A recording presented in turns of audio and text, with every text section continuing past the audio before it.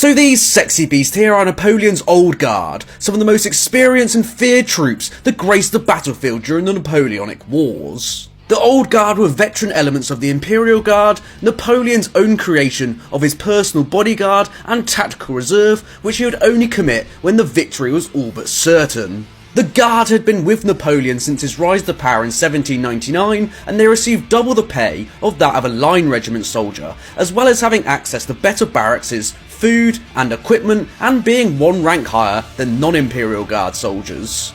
The Imperial Guard was made up of the young and middle guard, the most promising conscripts, and then the Old Guard, who was so devoted to Napoleon he referred to them as his children and knew them on first name basis, and who had to have a few requirements before you could join them.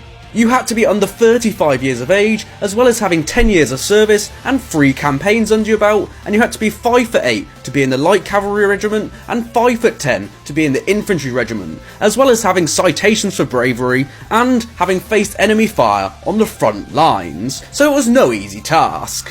They were the creme de la creme of Napoleon's army, battle-hardened veterans with extreme arrogance, probably thinking they were the best soldiers on earth, and they were probably right.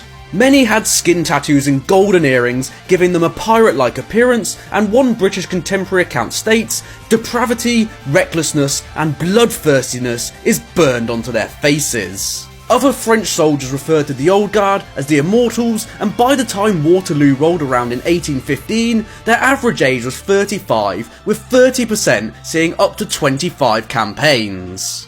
Napoleon's last roll of the dice at Waterloo was to commit his guard to break Wellington's centre, and their advance would have been a magnificent sight for anyone as they marched to the drums, roaring "Vive l'Empereur!". Other French soldiers would have received a massive morale boost as they saw the Guard coming and thought that victory was near. However, the Guard soon took a few casualties and started to retreat. Cries of "the Guard is retreating, every man for himself" went up, and the French were soon in disarray, as this was the first time ever that the Guard had fled from a battle. Remnants of the Guard did attempt to rally, but they were soon surrounded, and when offered to surrender, they famously replied, "The Guard dies, it does not surrender," while other reports stating they just yelled back, "Shit." Another fun fact is that the Imperial Guard could openly complain about army life, so they were also called the Grumblers. So if you got your leg blown off, how would you react? So this old boy here is Lord Uxbridge, and during the Battle of Waterloo in 1815, one of the last cannonballs fired that day hit his right leg. According to one anecdote that day, instead of squealing in pain, he displayed a bit of British stiff upper lip and exclaimed to the Duke of Wellington, "By God, sir, I've lost my leg."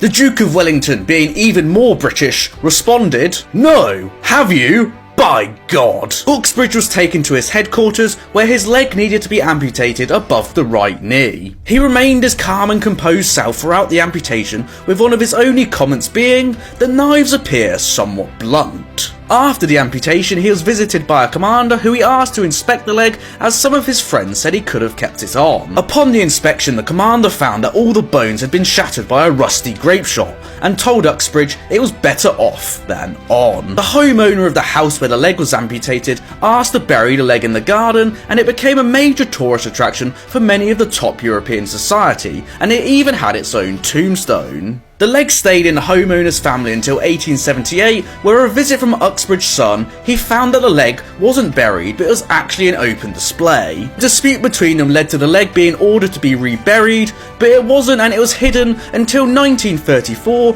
where one of the widows of the family found it in the study and she burnt it in a furnace, horrified at the thought of it. So one of the greatest displays of bravery ever witnessed on the battlefield has to be the 27th Inniskillings at the Battle of Waterloo, who suffered absolutely horrendous casualties at the hands of Napoleon's artillery. The Inniskillings were an Irish regiment made up of around 750 men and were part of Wellington's reserve, taking their place on the battlefield around 1,000 metres behind the main line at around 11 o'clock just as the battle was beginning. They had an exhausting march through a horrendous and rainy night, where some men were sleeping at the start of the battle even through all the noise, and they were taking stray bullets from fire that had gone through the front lines, and they would remain in position till around 3 o'clock. Wellington's centre had been absolutely battered by the French army, and he called his reserves forward about 3 o'clock in the day, and the Inniskillings took position just here where the two roads met on the corner. It was an absolutely key location for Wellington, and the geography is vitally important to understanding how much they endured. They had the 4th and 40th regiments slightly behind them, and they were defended from artillery fire from this ridge running along it. However, the 27th were at the highest position and were exceptionally exposed. Their only reprieve was this slightly sunken road in front of them, which offered protection from cavalry charges from their front and right flank. However, the French cavalry still managed to circle around and still pepper at the 27th, but it was mostly the 40th that took the brunt of the cavalry charges. It was the artillery fire which absolutely battered the 27th though, with them taking casualties from alternative cavalry charges and then cannonball fire, and they even welcomed the cavalry charges as it gave them all a break from all the cannonballs that were flying at them. Cannons could absolutely rip a man apart limb from limb, and these men could hear the horrifying screams of their dying comrades next to them, and they could see the cannon shots firing from across the battlefield as they reloaded, and they still stood their ground, holding Wellington's centre. They endured around 3 hours of horrendous artillery fire before the French troops finally took the farm of La Haye-Saint, and they stopped firing due to fear of hitting their own men. They then endured sharpshooters from the farm, as well as the French infantry advancing onto them, while the inniskillings all remained in a defensive square out of a fear of a cavalry charge, meaning they were easy pickings. The horror of their day came to an end after around 5 hours of hell, after Wellington sounded the general advance at around 8 o'clock, with the French in retreat, and 500 of the original 750 inniskillings were wounded or killed, and they made a square of dead where they stood. A captured French general was reported as saying, "I have seen Russian, Prussian and French bravery, but anything equal to the stubborn bravery of the regiment with castles, I have never witnessed." The bravery of the 27th Inniskillings in holding their position and holding the line, despite the absolute horrors they faced, was crucial in Wellington's victory, with him remarking later, "They saved the centre of my line, and had they retreated, the battle could have gone entirely differently." So this absolute one-armed mad lad is Lord Horatio Nelson, one of the finest naval commanders in history and most famous for his victory and subsequent fatal wound at the Battle of Trafalgar in 1805, and the story of how he lost his arm is truly fascinating. July 1797, the British are leading an assault on the Spanish port of Santa Cruz de Tenerife, one of the most important port cities to gain access to the Atlantic, and like the courageous man he was, Rear Admiral Nelson was leading from the front. However, the Spanish and French defending forces were prepared for such an affair. During a night raid, the British were spotted, and just as he was about to step on shore, Nelson was pierced by a musket ball just above the right elbow, and his humerus bone was shattered with an artery severed, and he was bleeding out. Nelson's stepson managed to strip off his silk sock in time and apply it around the bleeding arm as a tourniquet to stop the blood flow, and now Nelson knew what was required. Nelson was rushed back to his ship, but he refused to be helped on board, saying, "I have yet 2 legs left and 1 arm, and tell the surgeon to make haste and prepare his instruments, for the sooner it's off, the better."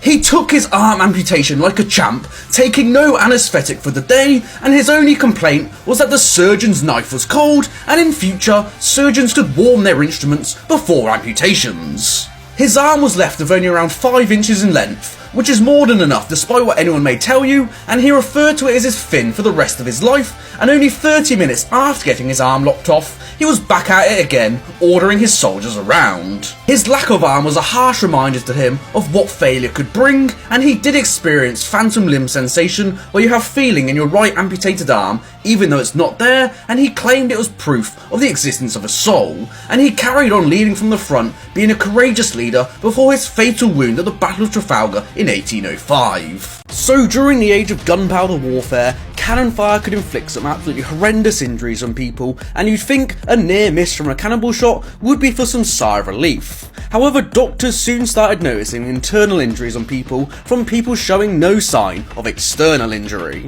Medical reports at the time noted of lacerated internal injuries, ruptured tendons, broken bones, and even concussions, even though there was no sign they had actually been hit by anything. As far as the doctors could tell from other crew members who were near the injured at the time, it was the wind from the cannonball that had caused these injuries, so it became known as wind of ball. These cannonballs could fire 32-pound shots at around 1500 feet per second and would strike through enemy infantry lines like bowling balls, causing horrific damage and injuries to people. Even if you weren't hit, it seems like the velocity from these projectiles either caused a change in pressure that the body couldn't handle or forced the air against the body, causing these injuries. While wind of ball injuries have been reported on land battles, it seems like they were most commonly associated with naval battles, which were fought at shorter distances, and the cannonball's velocity was still nearer its peak. So this old boy here, Napoleon, was quite the military commander, but in 1807 he suffered a major catastrophe that ultimately led to his downfall. After signing the Treaty of Tilsit to end the War of the Fourth Coalition, Napoleon thought the best way to celebrate was to hunt a few rabbits. His chief of staff, Alexandre Berthier, arranged a grand luncheon inviting some of the most important men in the military scene. Berthier wanted to impress for this special occasion, so collected hundreds of rabbits, with some saying it was even in the thousands. The rabbits were released from their cages and the hunt was to begin, but instead of scurrying away, the fuzzballs turned around and charged towards Napoleon and his men. A bit of laughter ensued about the hilarity of the situation before realisation set in. Napoleon was under attack. The rabbits swarmed up Napoleon's leg and jacket as he tried to beat them off with anything he could.